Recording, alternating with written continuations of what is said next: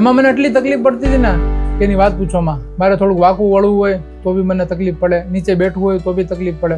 Chair ગોતવામાં બી એવું થાય કે ભાઈ મારા માપની ચેર મળશે કે નહીં, ને કદાચ મળી બી ગઈ તો ટેન્શન આવે કે ભાઈ હું આની ઉપર બેઠીશ ને તૂટી જશે તો હું ક્યાંય વ્યવહારમાં ન રહી શકતો. તો મને ચાલવામાં બી આમ બહુ તકલીફ પડતી હતી. અહીંથી તો 100 મીટર ચાલવું હોય ને તો હું હાંફી જતો હતો. એવી ઘણી તકલીફ હતી. Toilet, bathroom. પછી મને બહુ બીવડાવ્યો. લોકો બીવડાવે, જેને ખબર ન હોય તો બીવડાવે. એમાં બીવડાવાળા એ જ હતા જેને કોઈ દિવસ ઓપરેશન કરાવ્યું જ નહોતું. જેને કરાવ્યું હતું એ તો એમ જ કહેતા હતા કે ભાઈ આ તો બેસ્ટ વસ્તુ છે.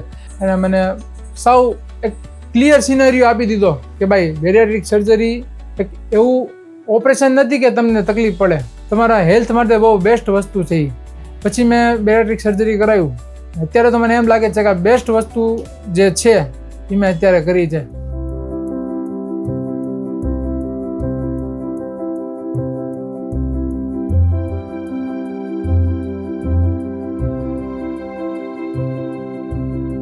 આઈ એમ શાકિબ કાદરી.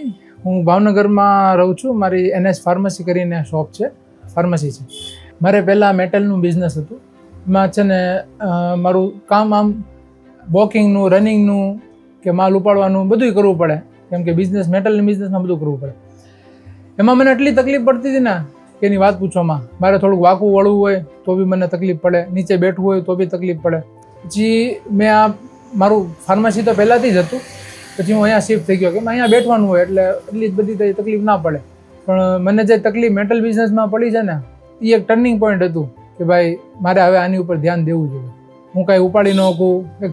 5 કિલોનું વજન ઉપાડવા માટે બી મને એમ લાગતું હતું કે 50-60 કિલો છે, બોડી વેટ આટલું હેવી પડે છે. પછી મેં અહીંયા શિફ્ટ થઈ ગયો. પછી રિલિજિયસ એક્ટિવિટીમાં જેમ કે નમાઝ કહું તો મારે ક્યાંક ટેબલ પકડીને એની ઉપર બેસીને પડવી પડતી. બહુ તકલીફ પડતી હતી નમાઝ પઢવામાં. પણ એ બી એક પોઈન્ટ એવું છે કે ભાઈ આ વસ્તુ નથી બરાબર, હું થાકી જાઉં, મારું ધ્યાન એમાં ન રહે. એટલે પછી એ બી એક એવું પોઈન્ટ બન્યું કે આ વસ્તુ પર હવે ધ્યાન દેવાની જરૂર છે. હવે જે હું વસ્તુ કરું છું ને સાવ ફ્રી, મને એવું લાગતું જ નથી કે હું આ વસ્તુ કરું છું, થઈ જાય છે ખબર નથી પડતી. પહેલાં તો હરેક વસ્તુમાં મારે કેટલું કષ્ટ પડતું હતું. એમ થાય કે આ કામ જલ્દી પૂરું થાય તો સારું. હવે કામ કરીને હું વયો જાઉં છું, મને કાંઈ ખબર નથી પડતી. મેરેજમાં જવું પડતું મને બહુ, ત્યારે તકલીફ પડતી. કઈ બી ગયો ચેર ગોતવાની. ચેર ગોતવામાં બી એવું થાય કે ભાઈ મારા માપની ચેર મળશે કે નહીં, ને કદાચ મળી બી ગઈ તો ટેન્શન આવે કે ભાઈ હું આની ઉપર બેઠીશ ને તૂટી જશે તો અશેમ જેવું ફીલ થાય. ને એ બી ને બીજું કોઈક શું કહેશે. એટલે હું મેરેજ ફંક્શનમાં ને સેરેમનીઝમાં બી જવાનું મેં નહીં જેવું કરી નાખ્યું હતું, બંધ જ કરી દીધું હતું. સમજો ને, હું ક્યાંય વ્યવહારમાં ન રહી શકતો હતો. એ બી એક પોઈન્ટ એવું બન્યું કે ભાઈ હવે મારે આમાં ધ્યાન દેવું જોઈએ. આ બધું વિચારીને પછી મેં વિચાર્યું કે ભાઈ હવે તો એક જ ઓપ્શન છે. એમાં બી મને બહુ જાતની તકલીફ સાંભળી હતી, પણ લોકોએ એમ કીધું હતું કે આ ન કરાય, આ કરાય, ન કરાય, આમાં આ તકલીફ થાય. મારી એજ એટલી બધી નથી. એટલે આમ મેરિડ છું, પણ મેરેજ પછીની જે તકલીફ થાય એ થાય. એમાં કંઈ મને પાસે જે ફ્રી આઈડિયા હોવું જોઈએ ને કે આ તકલીફ નહીં પડે, એ મને કાંઈ આઈડિયા નહોતું. મને ચાલવામાં બી આમ બહુ તકલીફ પડતી હતી. અહીંથી તો 100 મીટર ચાલવું હોય ને તો હું હાંફી જતો હતો. પછી આવી બધી બહુ તકલીફ ભેગી થઈ તો મને એમ ખબર પડી કે ભાઈ હવે બેરિયાટ્રિક સર્જરી જે એવો ઓપ્શન છે જેમાં રિઝલ્ટ મળે છે. પણ એમાં બી બહુ સવાલાત હતા કે ભાઈ યંગ છું, મેરેજ થઈ ગયા છે, પછી શું થશે ભાઈ, XYZ બહુ બધી પ્રોબ્લેમ્સ હતી. મેં પછી ડૉક્ટરને કન્સલ્ટ કર્યા. એ તો મારું જે ડાઉટ્સ હતા એ સોલ્વ થઈ ગયા હતા. પણ પછી મને એમ બી કહેવામાં આવ્યું હતું કે ભાઈ તમારું બોડી એટલું છે ને કે ભાઈ તમારા ઓપરેશનમાં બી બહુ કોમ્પ્લિકેશન્સ આવશે. કે ભાઈ એક સર્જરીથી તમારું નહીં થાય, તમારે 2 સર્જરી કરવી પડશે. પહેલાં 1 સર્જરી, પછી 5-6 મહિના પછી 2 સર્જરી. એ તો અહીંયા જે મને ભાવનગરમાં એક ડૉક્ટર મળ્યા હતા ને એણે મને કીધું હતું. પછી મને બહુ બીવડાવ્યો. લોકો બીવડાવે, જેને ખબર ન હોય તો બીવડાવે. એમાં બીવડાવાળા એ જ હતા જેને કોઈ દિવસ ઓપરેશન કરાવ્યું જ નહોતું. જેને કરાવ્યું હતું એ તો એમ જ કહેતા હતા કે ભાઈ આ તો બેસ્ટ વસ્તુ છે. પણ મારી એજ નાની હતી એટલે મને બહુ બધા થોડાક ડાઉટ્સ હતા. મને એક એવા વ્યક્તિ મળ્યા ને જેણે કરાવેલું હતું ને એની યંગ એજ હતી. તે મેં ફ્રેન્કલી એને બધું પૂછી લીધું. તો એણે કીધું ઓકે છે. પછી બીજા ડૉક્ટરને મળ્યું અને મને સાવ એક ક્લિયર સિનેરિયો આપી દીધો કે ભાઈ બેરિયાટ્રિક સર્જરી એક એવું ઓપરેશન નથી કે તમને તકલીફ પડે, તમારા હેલ્થ માટે બહુ બેસ્ટ વસ્તુ છે એ.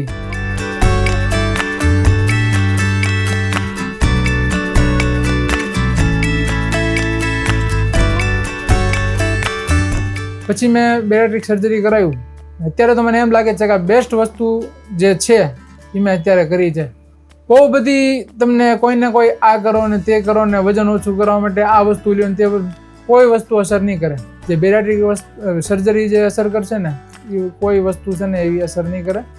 અત્યારે મારે ચાલવામાં કોઈ જાતની તકલીફ નથી. પહેલાં હું 100 મીટર ન ચાલી શકતો, એની જગ્યાએ અત્યારે હું રોજ સવારે 7 કિલોમીટર ચાલું.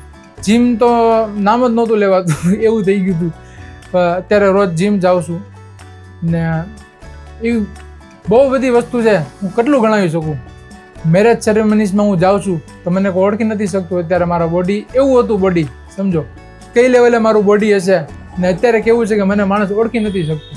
ત્યારે એમ થાય કે વાહ, મેં કાંઈક કર્યું છે, બોડી લૂઝ કર્યું છે. બેરિયાટ્રિક સર્જરીથી એટલી મને ફાયદો થયો છે. એવી ઘણી તકલીફ હતી.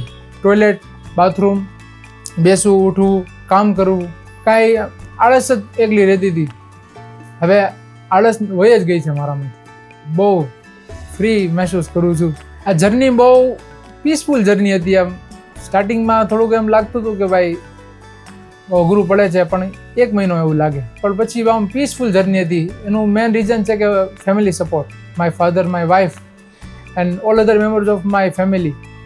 એમણે મને ઓલવેઝ મોટિવેટ કર્યું, હંમેશા મોટિવેટ કર્યું, ભાઈ આમાં કંઈ તકલીફ નથી, કરો થઈ જશે, કરો થઈ જશે. એક છે ડૉક્ટર ખેતાન. એમણે જે થ્રુ આઉટ ધ જર્ની જે મને સપોર્ટ કર્યું છે, એક એમ તો એમ જ કહી શકું કે એણે જ મને ન્યૂ લાઈફ આપી છે.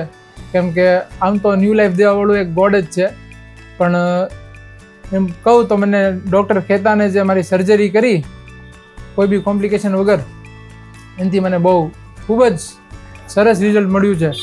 ને ઓલવેઝ જે એમની ટીમ સપોર્ટમાં રહે છે, ટાઈમ ટુ ટાઈમ કોલ આવે છે કે ભાઈ તમને કોઈ તકલીફ હોય તો કહેજો, કે ભાઈ કોઈ બી XYZ બહુ સપોર્ટિંગ ટીમ છે. એટલે I am very gratefully thanks to doctor Khetan for performing my surgery. Thank you.